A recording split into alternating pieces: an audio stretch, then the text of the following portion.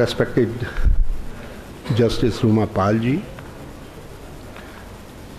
who is the chairperson of this session, Sri Wajat Habibullah Sahab, M.A. Basit ji,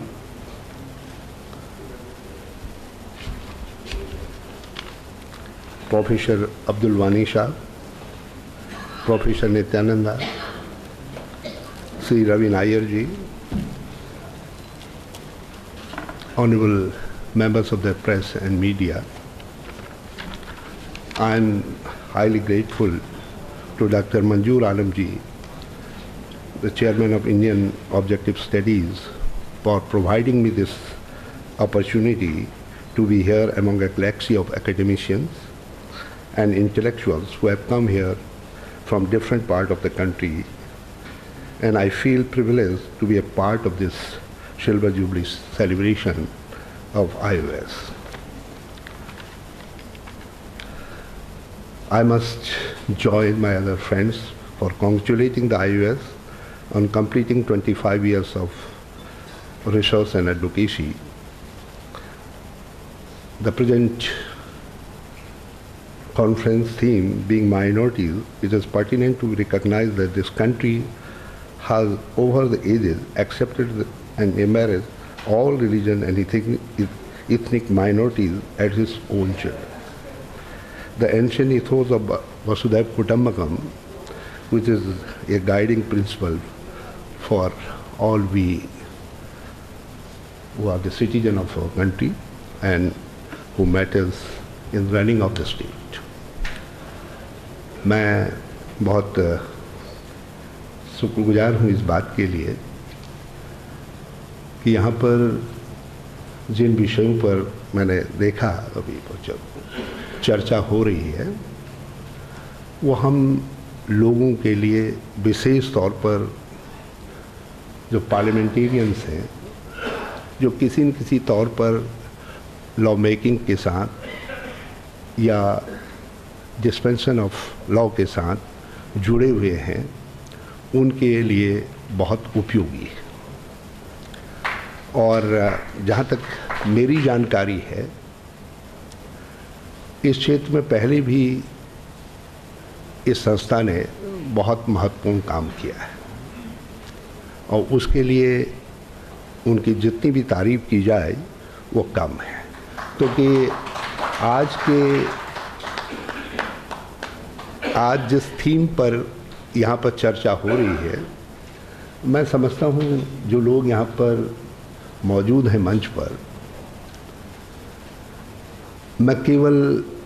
एक student के तौर पर उनको सुनने की स्थिति में हूँ, मैं उसमें अपनी तरफ से कुछ जोड़ने की स्थिति में नहीं। इसलिए मैं 2-3 बातों पर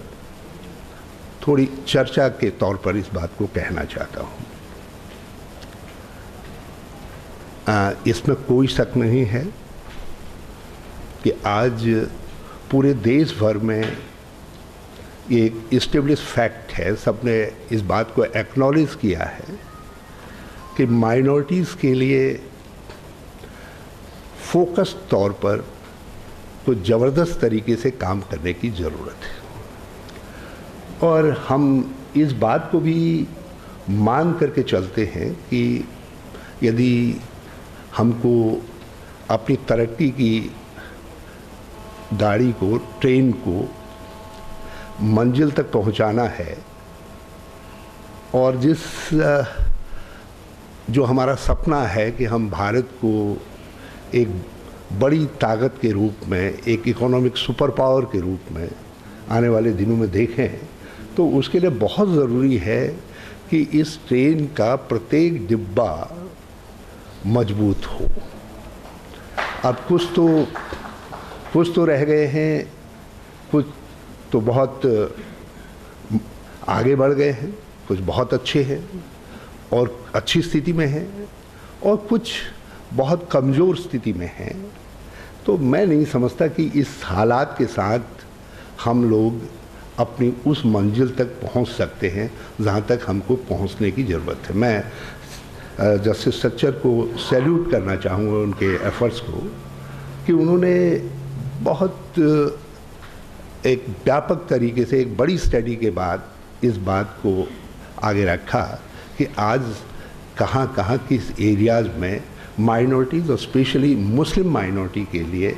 कदम उठाने की ज़रूरत है। मैं इस समय जो कुछ गवर्नमेंट की तरफ से किया जा रहा है, चाहे MSDV के क्षेत्र में हो, 90 मुस्लिम कंसंट्रेटेड डिस्ट्रिक्ट्स के अंदर जहाँ मुस्लिम्स का कंसंट्रेशन है, या मैं मौलाना आज़ाद फाउंडेशन की तरफ से क्या किया जा रहा है, या हम लोग जिन एरियाज स्लम्स इत्यादि हैं उनके डेवलपमेंट के लिए क्या कदम उठा रहे हैं, इन सब बातों पर इस समय नहीं जाना चाहूँगा, या मदरसा एजुकेशन को किस तरीके से मदद कर रहे हैं, क्योंकि इन मामलों को जो मेरे सामने बैठे हुए लोग हैं वो मुझसे ज़्यादा बेहतर तरीके से समझते हैं। मैं तो उतना ही समझता हूँ जितना मुझको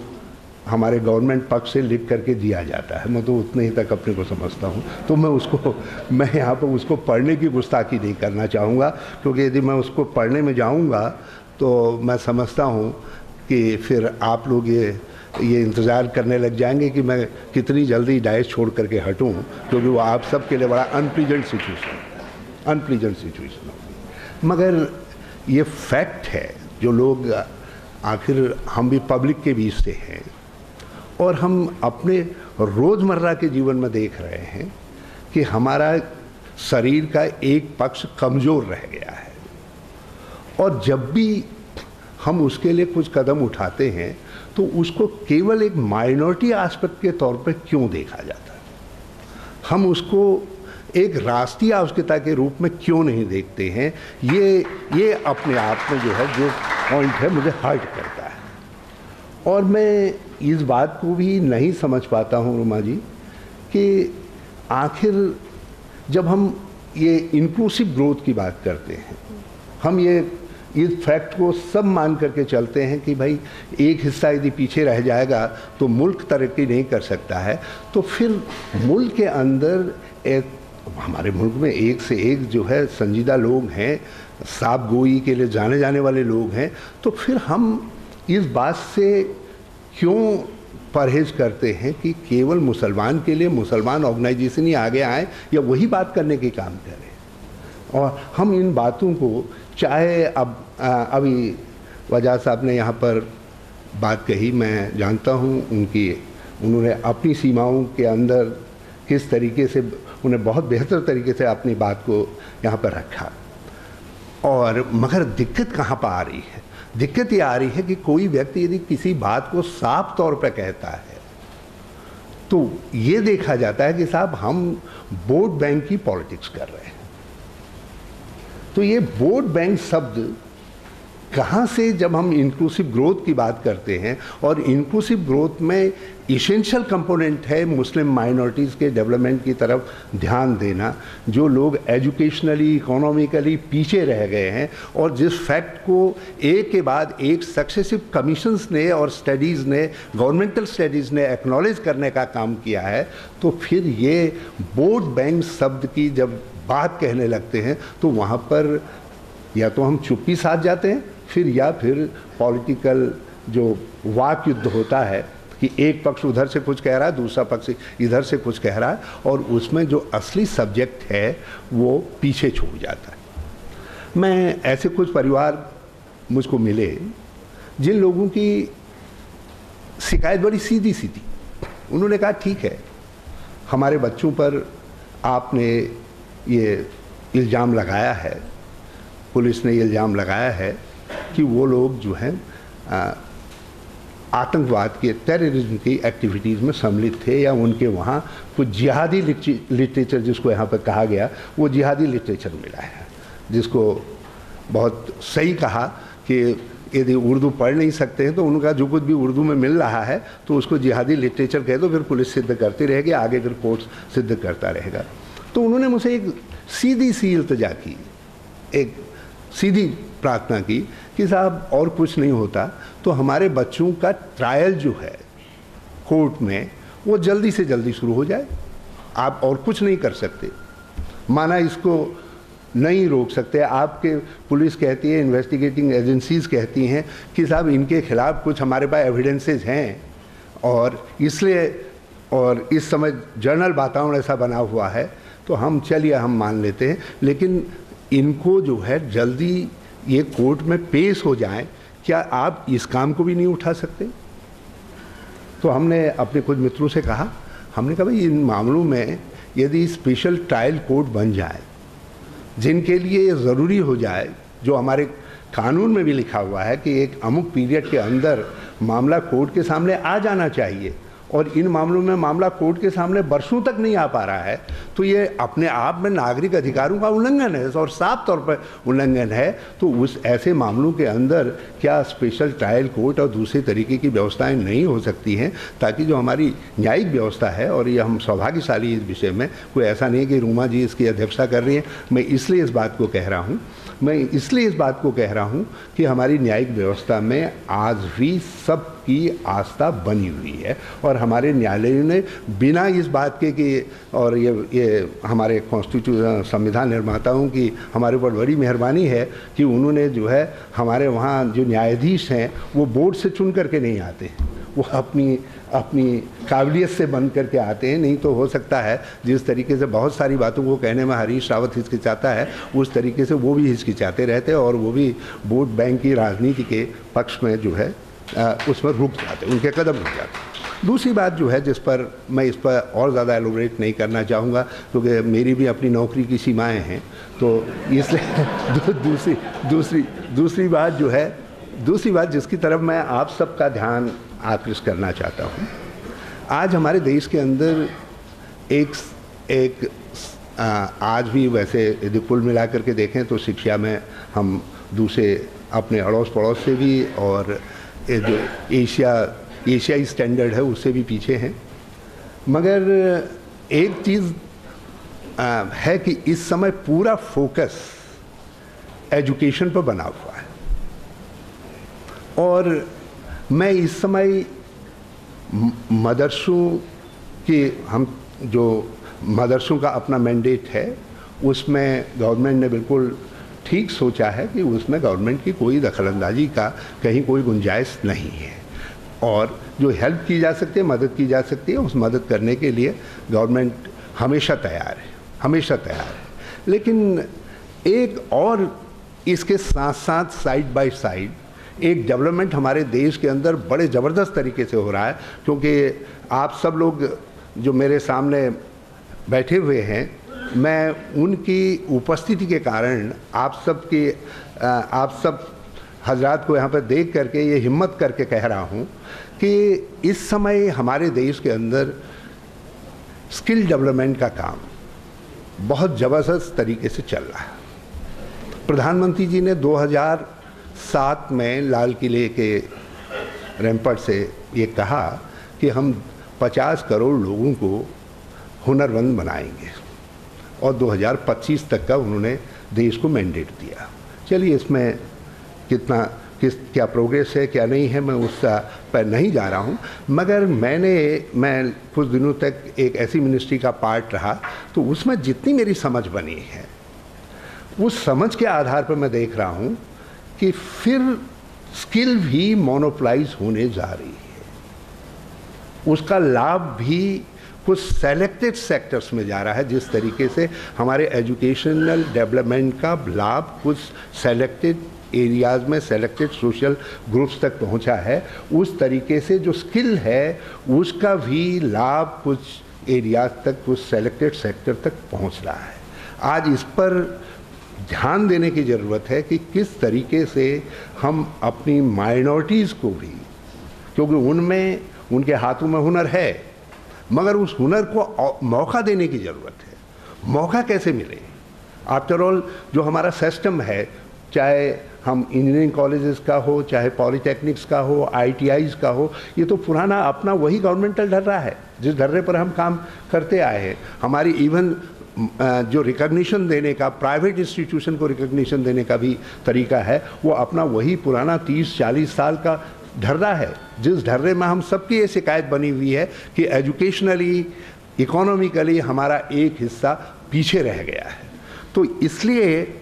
मैं समझता हूँ कि इस तरफ जब ये स्किल डेवलपमेंट की तरफ देश एक बड़े जंप की तरफ जा रहा है, 50 करोड़ नहीं होंगे, 30 करोड़ ही इंसान यदि हुनरमंद बनते हैं, तो उस 30 करोड़ में मैं समझता हूँ कि जो इस समय तक under privilege section of the society है, उसको उसका हक मिलना चाहिए, उसको उसमें पार्टिसिपेशन मिलना चाहिए, उसके लिए काम होना चाहिए। और तीसरी बात, मैं अपने आप को भी एड्रेस करके उस बात को कह रहा हूँ, आजकल MSDP का हम बहुत चर्चा करते हैं। मैं MP भी हूँ, मेरा खुद का ज़िला जो है उस प्रोग्राम के तहत है। मैं पिछले 2 साल से केवल भाषण देने के लिए MSDP का इस्तेमाल कर रहा हूँ कि इतना पैसा, क्या पहले साल मैंने कहा कि साहब मैं 30 करोड़ रुपया ले आया, तो लोगों ने बड़ी तालियां बजाई। जब दूसरे साल फिर मैंने कहा कि मैं 35 करोड़ रुपया ले आया, तो लोगों ने और जोरों से तालियां बजाई। लेकिन अब मुझ में हिम्मत नहीं है कि मैं ये कहूँ कि भाई उस 65 करोड़ रुपये में कितना खर्च हुआ, क्योंकि उसमें खर्च होना जो है केवल 5 करोड़ रुपया भी खर्च नहीं हो पाया। वो भी कुछ आंगनबाड़ी में हजूर आला डिस्ट्रिक्ट मजिस्ट्रेट ने डाल दिया, वो कुछ जोशीला आदमी था बेचारे ने उसको वहाँ खर्च कर दिया। ना हम उससे ITI खोल पा रहे हैं, ना पॉलीटेक्निक खोल पा रहे हैं, ना कुछ काम खोल पा रहे हैं। तो मैंने एक बार प्लानिंग कमीशन के कुछ लोग भी थे और हमारे बड़े साथी इसको देखते हैं वो थे, मैंने उनके सामने एक बात कही कि जब हम एक बात मान रहे हैं कि इस सेक्शन के लिए, इस हिस्से के लिए काम करना है, तो फिर उसके लिए जो नॉर्मल रूट्स हैं वो अपनाए नहीं जा सकते, जो नॉर्मल तरीके हैं, जो सामान्य तरीके हैं, वो नहीं अपनाए जा सकते। उसके लिए एक्स्ट्रा ऑर्डिनरी सिचुएशन को फेस करते हैं जब, तो एक्स्ट्रा ऑर्डिनरी स्टेप उठाने की ज़रूरत है। हमको ये मान करके चलना चाहिए कि यदि हमको तकनीकी रूप से बेहतर स्थिति में हमारे माइनॉरिटीज़ नहीं है, तो उनके लिए हम इतनी ITIs खोलेंगे और जहां माइनॉरिटी डेंसिटी ज़्यादा है वहां खोलने का काम करेंगे। बल्कि मैंने एक सुझाव उनको और दिया था, और मैं चाहता हूं कि आप लोगों की तरफ से कभी ये बातें उठ सकें, क्योंकि आप मुझसे बेहतर तरीके से इन बातों को उठा सकते हैं। हम लोग मंच की राजनीति बढ़िया तरीके से कर सकते हैं, मगर अकल की राजनीति हम ज़्यादा बेहतर तरीके से नहीं कर सकते। उस काम को आप मुझसे ज़्यादा बेहतर तरीके से कर सकते हैं। तो मेरी आपसे ये गुजारिश रहेगी, ये दरख्वास्त रहेगी कि यदि इस बात को उठाया जा सके, कहा जा सके, एक वातावरण बनाया जा सके कि यदि गवर्नमेंट ऑफ इंडिया मानती है कि इनके लिए कुछ किया जाना है एजुकेशनली, टेक्निकली और दूसरे एरियाज़ के अंदर, डेवलपमेंट के अंदर, तो फिर फोकस्ड प्रोग्राम बनने चाहिए। उसके लिए जो गवर्नमेंट के नॉर्मल रूल्स हैं कि साहब इतना पैसा इसमें डाल दिया गया क्योंकि ये मुसलमानों के एरिया में गए और इसलिए ये सड़कें बन गई, इतना पैसा इसमें खर्च हो गया, इतना पैसा पानी के नलके लगाने में खर्च हो गया, इतना पैसा, इससे काम नहीं चलेगा। आपको सीधे सीधे उन स्कीमों को आइडेंटिफाई करना पड़ेगा और उनको कैटेगराइज करना पड़ेगा कि कौन सी स्कीम ऐसी है जो बेहतर तरीके से माइनॉरिटीज़ को डेवलपमेंट के रास्ते पर ला सकती है, उनको भागीदार बनाने का काम कर सकती है। और उसके लिए यदि यूनिट जो है ब्लॉक को बनाने की भी ज़रूरत है, तो डिस्ट्रिक्ट के बजाय माइनॉरिटी कंसंट्रेटेड ब्लॉक्स को छांटा जाना चाहिए, वहाँ तक पहुँचा जाना चाहिए, ताकि कम से कम डेवलपमेंट्स के रूल्स उन तक पहुँचे। मैं ज़्यादा समय नहीं लेना चाहता। मैं समझता हूँ वानी साहब बहुत उन्होंने तो मुझको केवल कहा था आशीर्वाद, क्योंकि जब जिसके आगे मंत्री लग जाता है तो शायद उसके लिए जो है आशीर्वाद जरूरी हो जाता है। बिना मंत्री के आशीर्वाद, मंत्री को यदि आशीर्वाद दे दो न कहा जाए तो शायद मंत्री को भी खाना नहीं पचता है। तो मुझको जो काम ही इतना सौंपा गया था, लेकिन आप सबको देख करके मैं कुछ रोक नहीं पाया, इसलिए मैंने गड़बड़ तरीके से कुछ इधर का कुछ उधर का जोड़ करके आपके सामने जो भी कहा, आपने मौका दिया, उसके लिए मैं आपका बहुत शुक्रिया अदा करना चाहता हूँ।